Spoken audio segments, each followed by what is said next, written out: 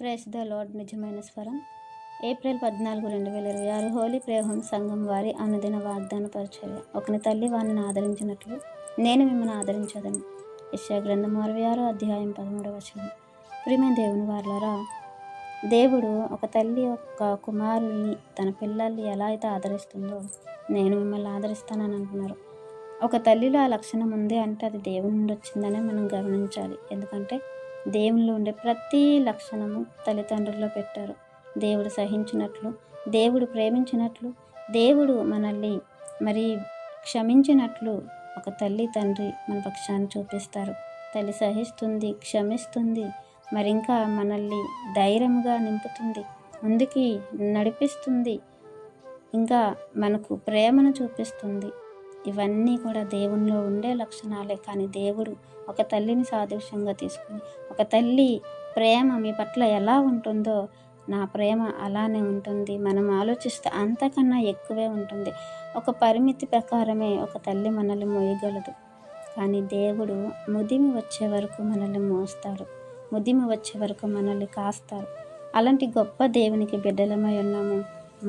ఆ దేవుడు మనల్ని ఆదరించే విధానం కానీ, ప్రేమించే విధానం కానీ, సహించే విధానం కానీ, క్షమించే విధానం కానీ, మనకిచ్చిన రక్షణను గురించి, మనకిచ్చిన విమోచన గురించి మనం ఇంకెంత దేవుని యందు నిలబడాలి, స్థిరపడాలో మనం ఆలోచించాలి.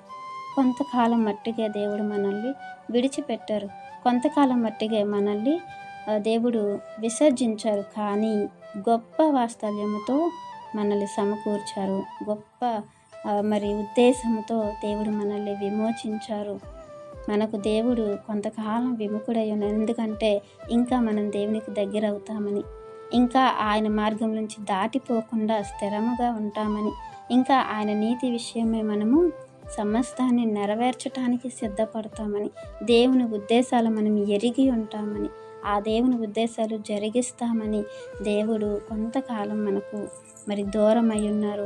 ఎందుకంటే ఆ దూరము మనకు దేవునికి దగ్గర చేస్తుంది.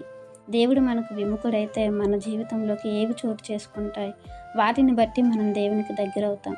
వాటిని బట్టి దేవునికి దగ్గరై దేవుని యొక్క ఆదరణ పొందుకుంటాం, దేవుని యొక్క బాహులో మనము ఉంటాము, దేవుని యొక్క ప్రేమను మనము పరిపూర్ణంగా పొందగలుగుతాము. అదే ప్రేమను మనము కలిగి ఉంటాము.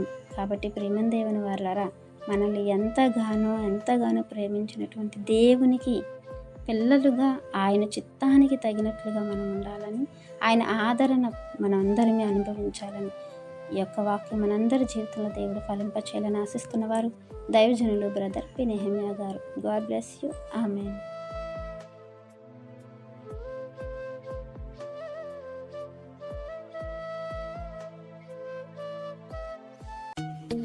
Hi friends, holy prayer home Gajuwaka సంఘం వారు మాట్లాడిన విలువైన దేవుని సందేశములను మీరు వినటానికి మా యొక్క యూట్యూబ్ ఛానల్ హోలీ ప్రేయర్ హోమ్ను సబ్స్క్రైబ్ చేసుకొని పక్కనున్న బెల్ ఐకాన్ క్లిక్ చేయగలరు.